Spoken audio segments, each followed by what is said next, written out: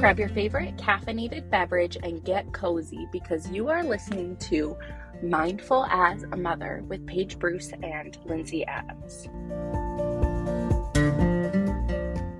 This podcast is not intended to be a substitute for therapy or the therapeutic relationship, and the information given in this podcast is purely for educational purposes and is not intended to replace the advice of a professional. Do you want to make a podcast? Spotify's got a platform that lets you make one super easily. Then you can distribute it everywhere and even earn money, all in one place for free. It's called Spotify for Podcasters, and here's how it works. Spotify for Podcasters lets you record and edit podcasts right from your phone or computer, so no matter what your setup is like, you can start creating today. Then you can distribute your podcast to Spotify and everywhere else podcasts are heard. Video podcasts are also available on Spotify.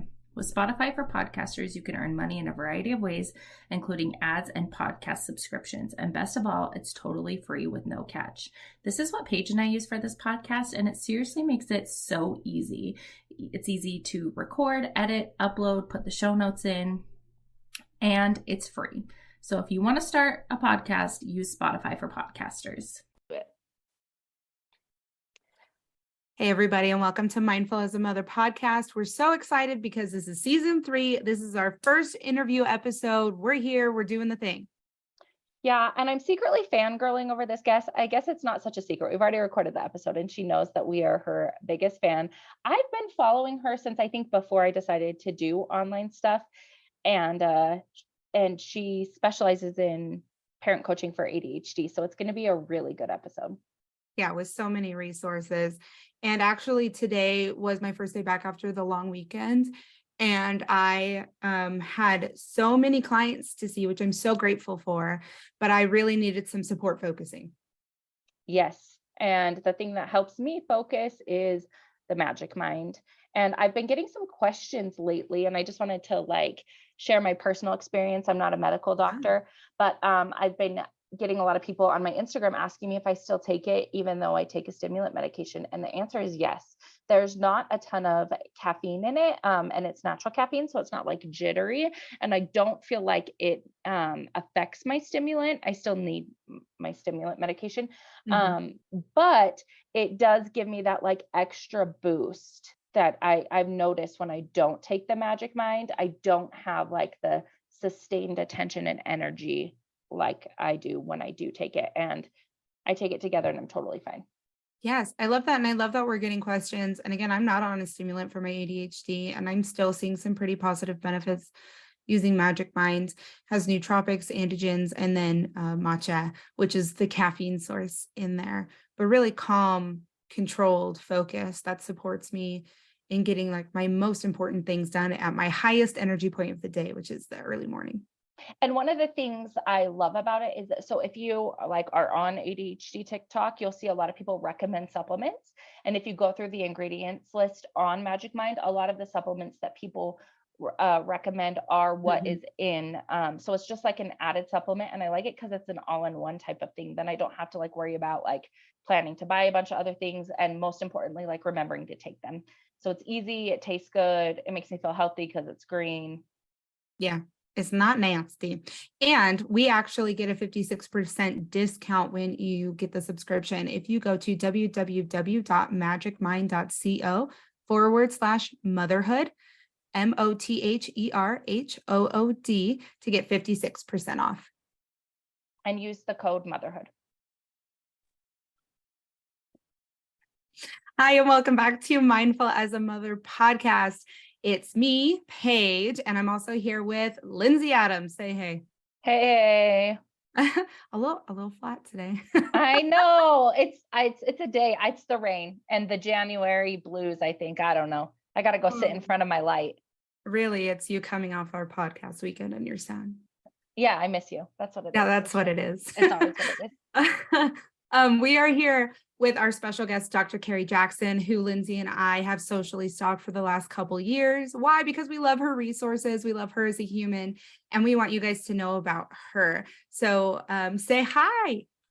Hi, everybody. Thank you guys so much for having me on. It's nice to finally meet. Like I was saying, it's a mutual stalking. So I have been stalking both of you guys for like 2 or 3 years, I think. So glad that we could stalk each other together. Paige and I were talking this weekend about how having you on is a little bit selfish because we just want to ask you all the questions for ourselves. Oh my gosh. I feel the same way about you guys too, though. Like I need information from y'all. I was like, it's full circle because I was like, yeah, Dr. Carrie Jackson, like, do you know who that is? And Lindsay was like, actually, yeah, I've been following her for a while and like I always love her content. And I was like, oh my God, now she's on the podcast. I'm like, it's a full circle. I'm like, we've made it. Circle. Okay, so we are going to dive right in with the time that we have. We've asked Dr. Carrie to come and just share some information based on some parenting. We know that it's different when you're parenting a child that's neurodivergent. And she also has some resources that can be accessible to you guys in the form of free guides and affordable memberships. And so this is all information that we're really passionate about making sure that you guys have access to, because we firmly believe that every parent deserves to have resources that help them show up as the parent they want to be. So with that, I'm going to launch into our first question and just say, Dr. Carrie, tell us about you. Who are you and what do you do? So I always struggle with this question because I'm like, where do I even start with like telling who I am? And so like, I feel like I'll just start with all of the professional things and like what I actually like do and the reason why you guys have me here. So like, I am a licensed psychologist. And so what that means is that I see clients for therapy, but I also do evaluations specifically for ADHD to see like, does your child have ADHD? Do you as the parent have ADHD? Because a lot of the times it goes together. But I'm located in the Southern California area. Usually it's very sunny, but this weekend it's been horribly rainy, unfortunately. And I myself also have ADHD. And so I really relate to a lot of the parents in particular, where they are saying they've struggled with like their child's emotional reactions when when they're trying to parent their child. Because like for me, that's what I was like as a kid that was entirely emotionally dysregulated all of the time.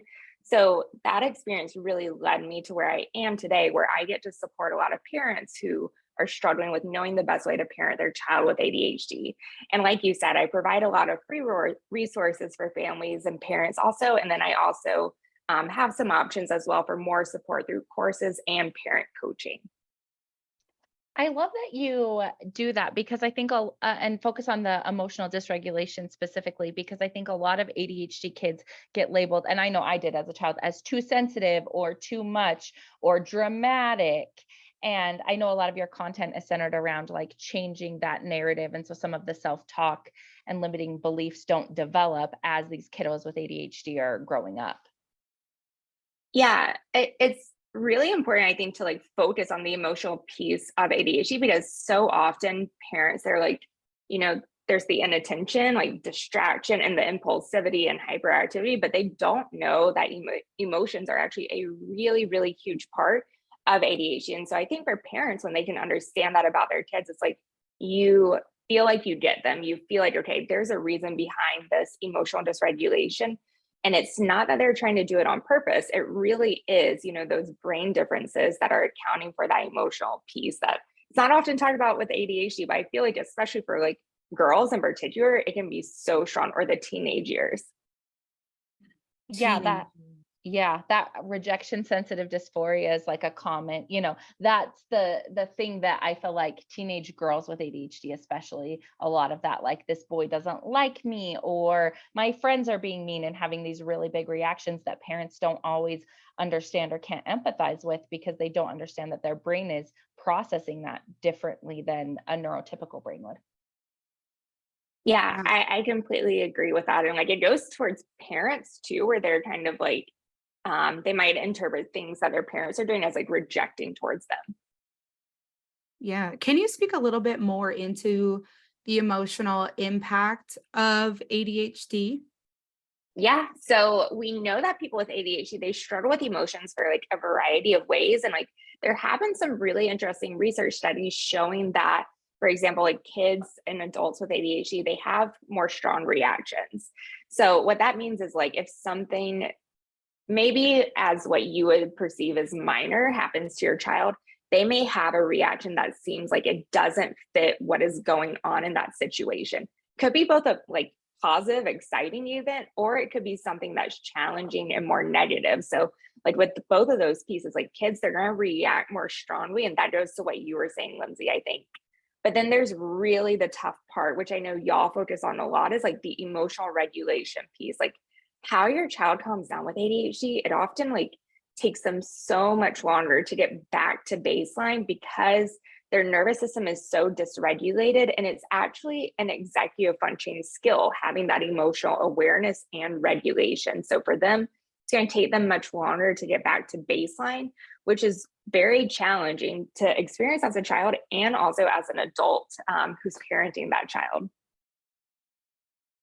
Yeah, and it seems like there's if the parent isn't well educated in this, what can happen is that one thing that sets off big emotions or emotional dysregulation can last all day because they're never getting back to the baseline before the next thing happens or the next conflict or trigger that keeps them kind of in fight or flight, or that keeps their nervous system dysregulated all day long.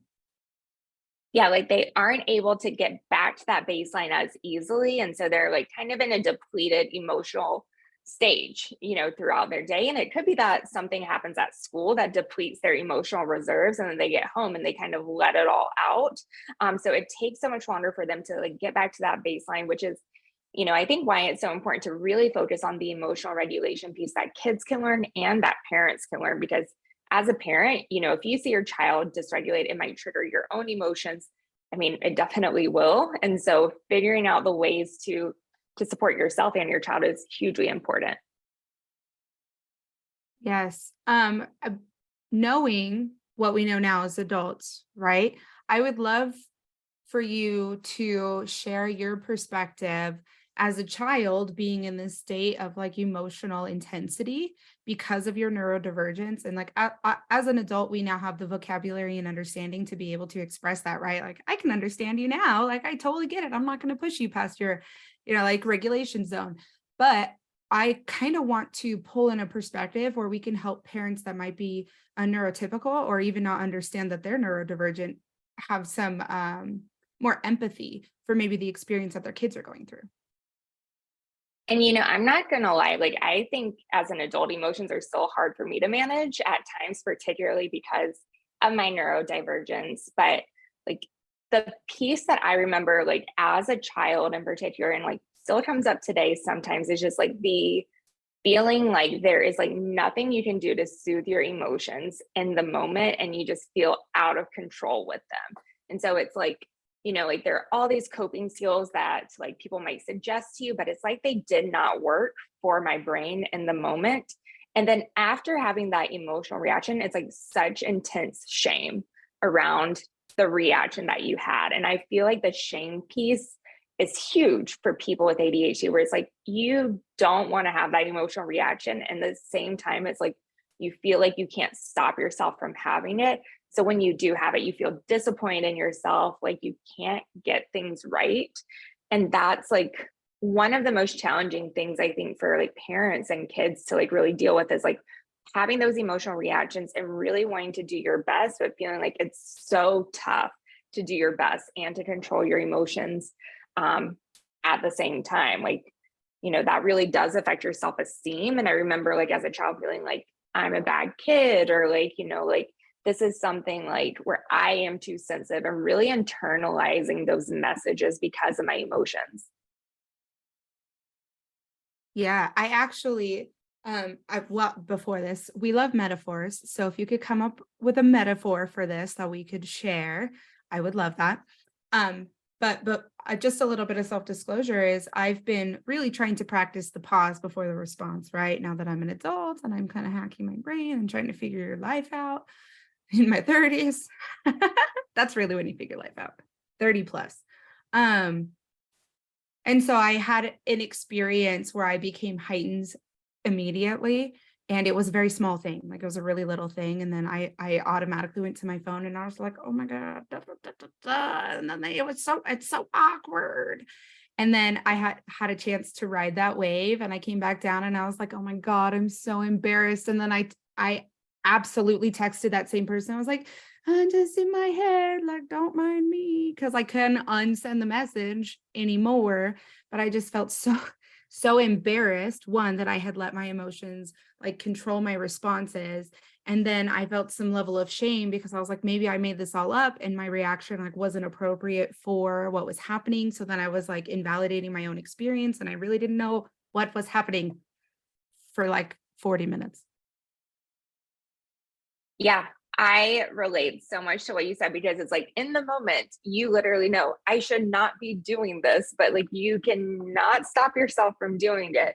And like I've had that experience so many times where it's like I really do like just like go like try and like do the best I can. And sometimes it's just like tough to stop yourself in the moment. But you did actually bring up like one of my favorite metaphors, which again, like it's like the wave metaphor, which I think I've seen both of you guys share about in general, like with riding your kids' emotional waves, because I think that's like a really great way for kids to visualize their own emotions and for parents to visualize their kids' emotions, where it's like, you know, you see your child having this big emotional reaction and just knowing that, yeah, just like the waves, it's going to come and it's going to go. And it's not about fighting against the waves. It's really about learning to surf and ride along alongside with them, because they're going to come and they're going to go also. It's just you don't want to fight them. You want to really like stick with them and ride them out. That's like the one thing I wish all parents understood in general, but specifically if they have like a neurodivergent child, is that if we resist the wave, it makes the wave bigger and last longer. Like it can turn into a tsunami if we resist it. But if we just ride it, it's usually quicker than we think it's going to be. Even though it does take ADHD kiddos longer to get back to baseline, it does move more quickly if you just flow with it. Yes. And like even like what fighting a wave is, I think it's like hard sometimes for parents to like understand, because like a lot of what parents want to do in the moment is like fix and problem solve their child's emotions. And to me, that's like, it's great that you want to teach your child coping skills, of course. It's just that in the middle of that emotional meltdown and reaction, you're actually fighting against their emotions rather than writing it out. And they're not in a space to be able to learn those emotions in the moment. And so it's better to write it out, just like Lindsay was saying. Yeah, I love that. It made me think of like if you've ever tried surfing or anything where you're like starting to, it's unexpected. And I only relate to this because I went skiing for the first time a couple of weeks ago, and I've never skied before in my life. And God forbid I pay for a lesson before I go skiing. So I'm like going down this hill and I'm totally panicked because of the intensity and I don't know how to handle it. And it makes the experience so much scarier, feels so much longer, and takes so much longer to recover from. So I'm like, if you resist it, you're just gonna panic the whole way. Yes. And also like look at that like plan, like the lack of planning and that confidence. Like I can do this without a coach. You know, I have thought that millions of times too. And then like in the middle of it, I'm like kicking myself for that. Although I've never tried surfing.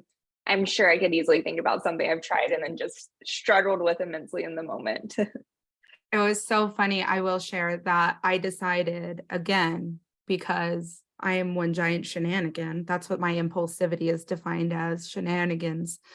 That I was going to ride the lift up to the top. I did not know you couldn't ride the lift back down. And I don't know how to ski. So I'm going down the easy trail, but it's not easy. And I just envision myself like falling over off the side of this mountain because I can't stop. I can only turn left and go. I can't stop. I can't turn right. Like I don't know how to slow down. And safety patrol actually came and was like, hey, you're going to be all right. And I couldn't get up off the ground because every time I tried to pick myself up, my skis would start to go. So then I'm like, and he was like, no, we're going to be all right. We're going to be all right. He was trying to teach me. And finally, he just did the walkie thing. And he was like, we're going to need a courtesy ride down the hill. And I was like, thank you, sir. He's like, you might want to get yourself a lesson. I was like, I absolutely want to get myself a lesson. Thank you. But with that, I was thinking once you approach something with a little bit of knowledge and confidence, you're able to write it easier, right? Like it makes it easier, more predictable. And I feel like that's really what the parenting skills portion of it is. And all three of us know that parenting your neurotypical kiddo is different than parenting a neurodivergent kiddo. So can you speak into that a little bit? Yeah, absolutely. So, I mean, like there are so many different ways to learn about how to be a parent out there. Like there's tons of like podcasts. Obviously, you guys have a great one. There's like tons of books, of course, too.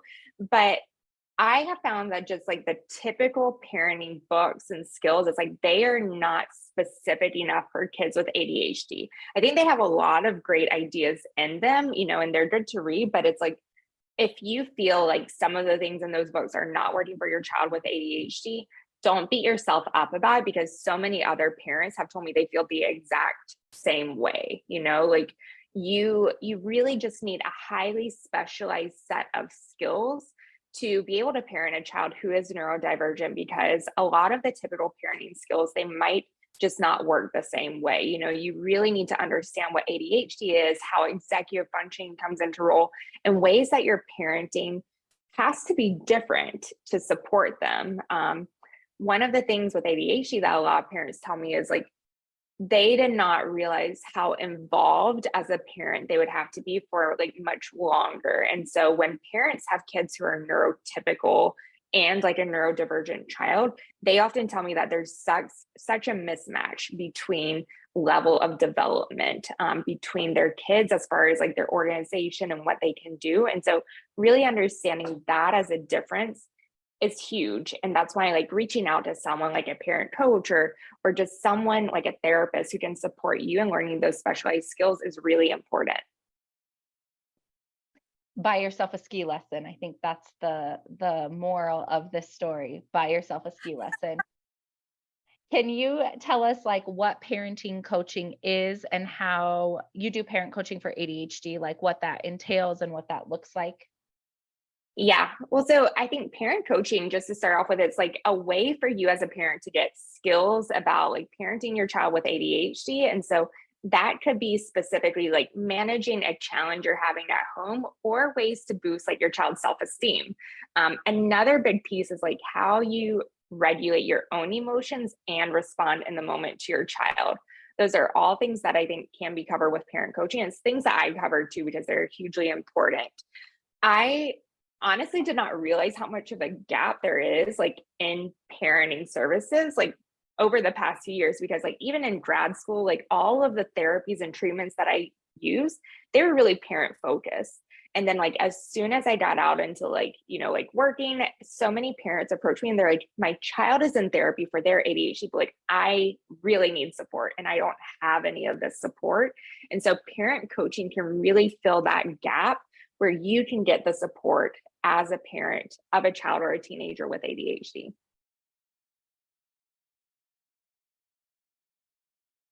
I love that. I think that's something that Lindsay and I both recognized too, really early on and when we started working together.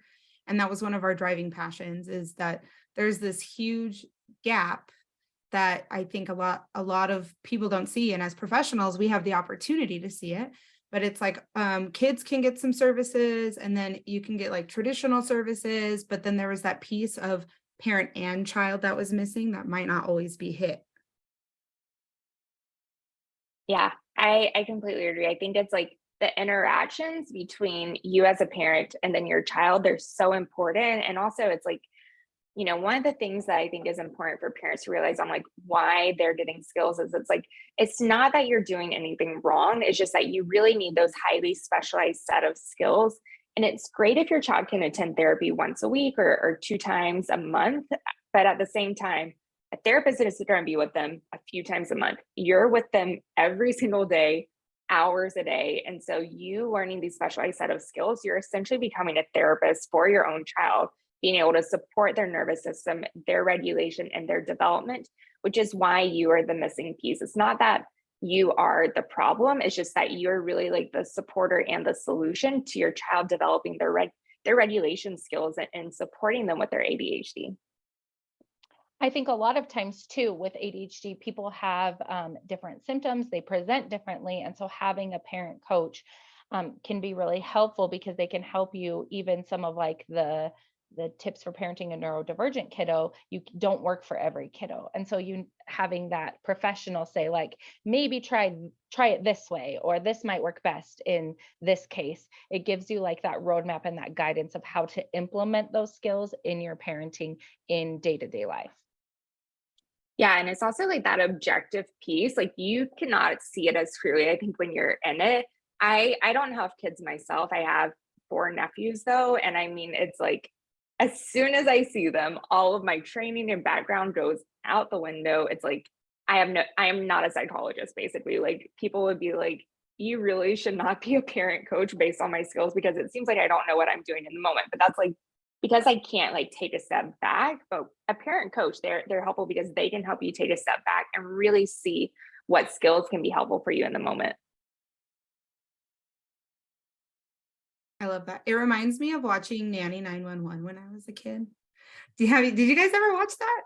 Nanny 911? Yeah. Okay, everyone's shaking their head yes. I'm like, when I was younger, and this is just something that I'm totally remembering right now, I was always like, man, it'd be so cool to be nanny so and so. They always had like a fancy name. They always wore a pencil skirt and some tights and flats. And I was like, and I can go into those homes and I could teach these things. And now look at us.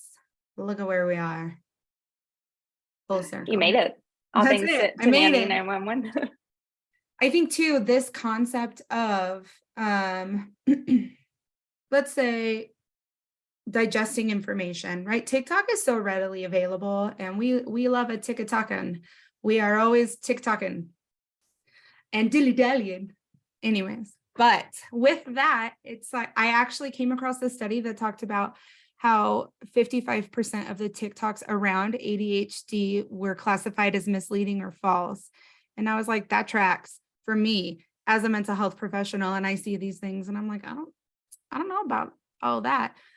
But we answer Q&As, and I know you do too. And this is the part that's hard because the neurodivergence shows up so individually for each person and each relationship, including the parent-child relationship, that we really can just be like, these are some thoughts. Let me know how it goes.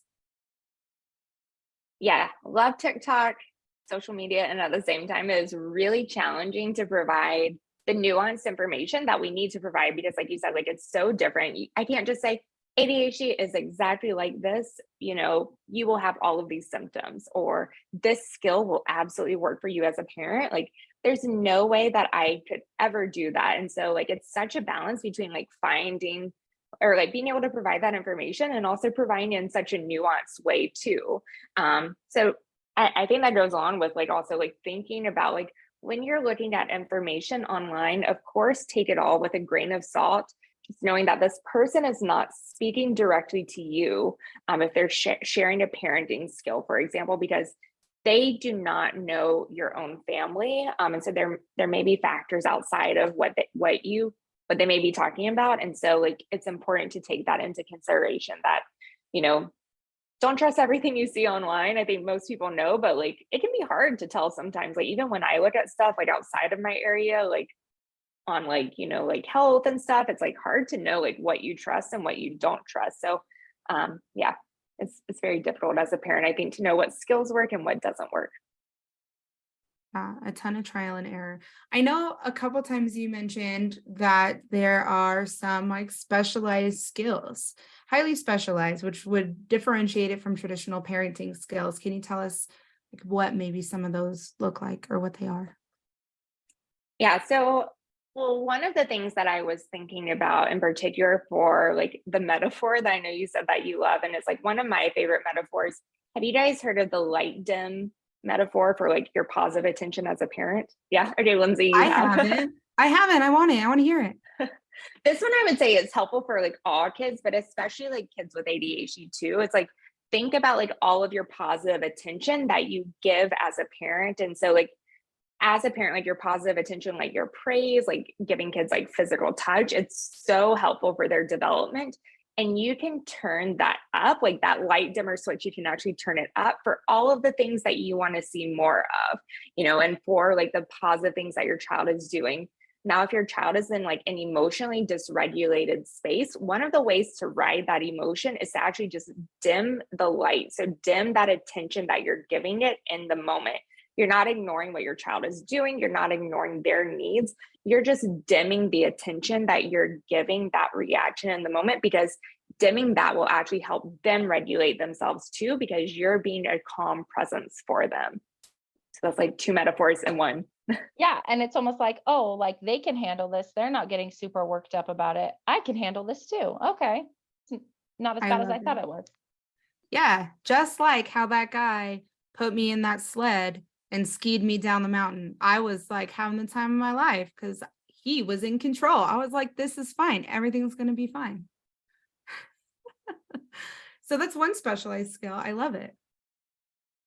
Yeah, that's definitely one. I mean, there's so many. One of the ones that I see that is actually shamed a lot for parents, so is like the use of like rewards. And I think that can be very challenging, like, because like as a parent of a child with ADHD, you might see that your child really does well for like immediate rewards. And again, rewards don't need to be things like toys or food. It can be a special activity or them getting to choose a movie that they watch for the night. But those are actually like, there's been research showing that out of all of the treatment interventions, positive reinforcement strategies like rewards and praise are the most helpful way of teaching kids with ADHD new skills, actually. So it really does help build their skills for trying hard things, especially like if you have a child that is avoiding something difficult, they need that reward that is like much closer to be able to do it, to do the hard thing, you know.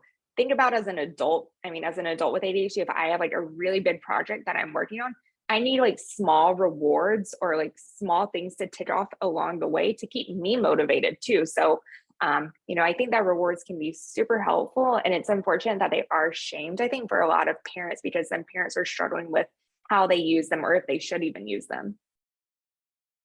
I agree. And I think that this is becoming a soapbox for Lindsay and I, because we enjoy a reward system when it's implemented like appropriately and when it's like a good fit.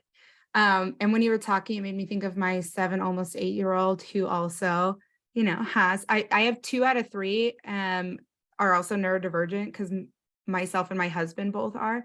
And we're still debating on the 3 because of the intensity of her emotional experiences. That's like one of the only like symptoms so far that we've been able to identify. But my 8-year-old, cycling back, here we are, my 8-year-old learning to read is hard. And so getting her to practice reading when she was trying to make those original connections was like life or death. So I don't know if any of you parents out there are feeling it, but I feel that, and I am there, and it is very hard. But it made me think of that, like in her neurodivergence, she would avoid it. Like she would almost have like a 30-minute like complete meltdown to avoid the 10 minutes of reading with me because it felt so difficult.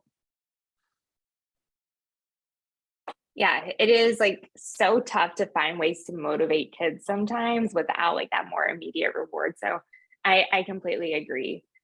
It is really tough. Can you speak a little to maybe why reward systems get a bad rap and the correct way to implement one for an ADHD kiddo? Yes. Okay. I think there are many reasons why like they get a bad rap. So first off, there is a myth that they hurt intrinsic motivation. And that is one of the biggest things that I see parents talk about.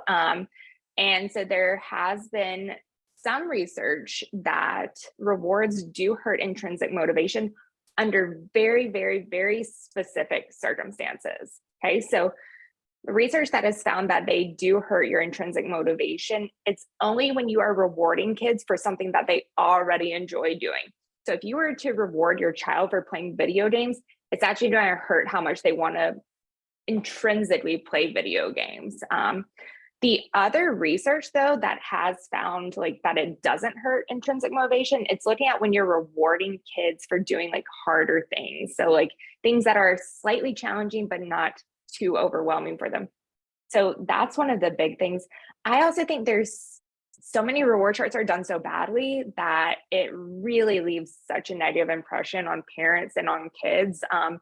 Like, especially like I have seen a lot of reward systems in schools where it's like they have like the stoplight essentially, or like the sad face, the happy face for the entire day. And it's like that can create a lot of shame, I think, in kids when it is like on display for everyone how their behavior is. And it's also just not helpful. I mean, like, what does a smiley face mean at the end of the day? Like, what was your child doing? What does a sad face mean? Like, what does it mean? So those are the reasons why I would say, like, it seems like they just have such a bad rep. Are there any other pieces that you guys have come across that lead to like all the bad connotations around rewards?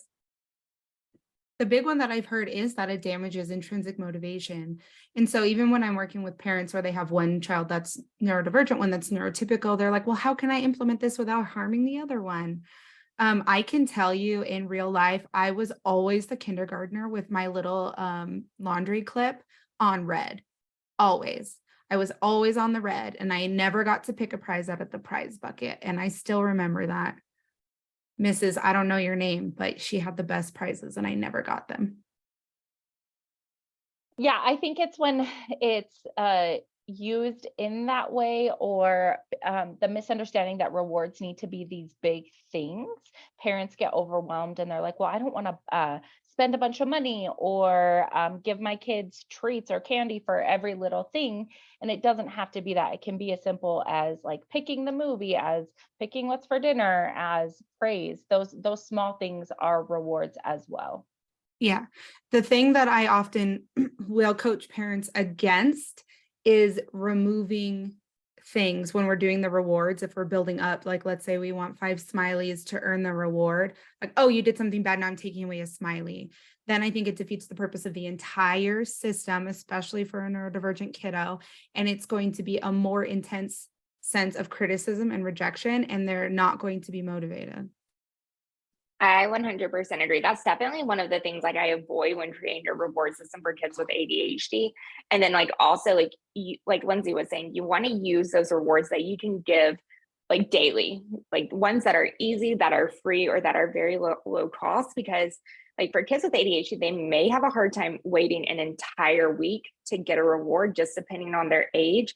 So you want to make the reward as immediate as possible. So like if they clean up their toys right after, we could like have them pick them right. Oh my gosh, I cannot speak. If we have them pick up their toys right after dinner, then they can watch that movie as the reward, like Lindsay said. So that's just one way to make it immediate, and like to make it like so that you can give it more frequently too. I think that's a huge piece of creating reward systems.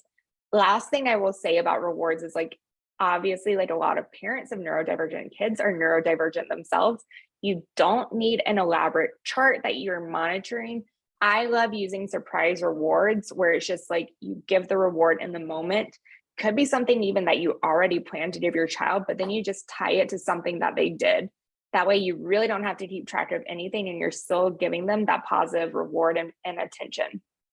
This is exactly how I parent, because I really struggle with the consistency of like creating the chart and then remembering that it's there and using it and structuring it. And then my brain just, it's done. I can't do it anymore. But in the moment, so I really try and focus on like in the moment, what can I, reward them with, or how can I praise them in a way that shows them that there's a reward for this specific behavior. And it works really well. And I don't know if there's research on this, if it works any better or worse than like a structured chart, but just being flexible with like what works in your home, because it's not fair to hold yourself to something that you can't do consistently, because then that just reinforces the shame around it. Yeah. And I would say that is still being consistent, because you're consistently giving your child positive attention. And so like a lot of parents with ADHD, they're like, I can't be consistent. It's like you're consistently giving your child rewards still, it doesn't have to be every single day or 100% for it to still be consistent. Yeah, I love that. So we've talked about a couple skills that I know parents, hopefully when you hear this, you'll be able to start implementing if you feel like it would be helpful. And that includes, we're going to dim the light on those emotional responses, right? We're going to dim the light on the attention. And then also considering a reward system and being realistic with what that looks like for you and for your kiddo. we like gum in our house right now. So right now it's a tiny piece of gum.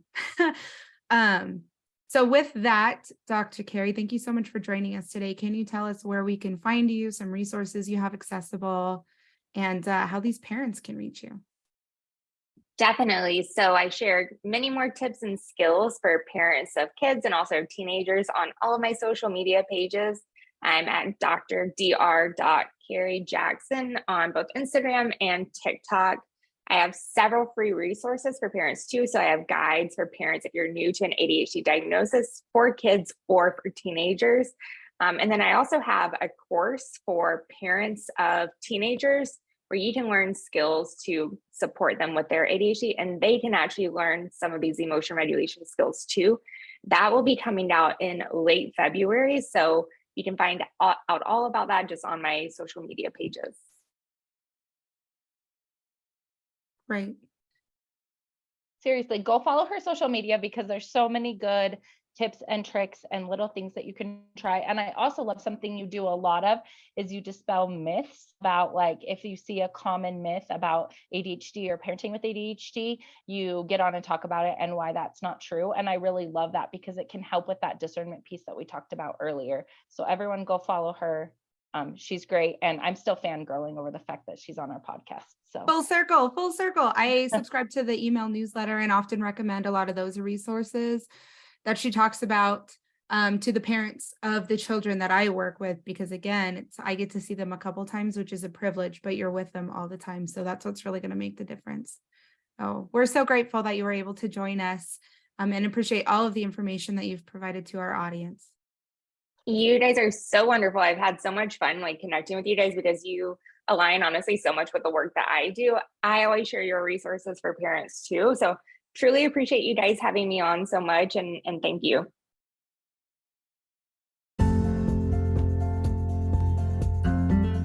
Thanks for coming to Mindful as a Mother podcast. If you'd like more of us and Mindful as a Mother, you can find Paige at Instagram at Parenting with Paige and Lindsay at Linz_Adams LCSW. Find us on TikTok, Instagram, and in our Facebook group, Creating Community and Smashing Parental Stigma, Embracing Mindful Motherhood and Positive Parenting. Thanks so much and see you next time.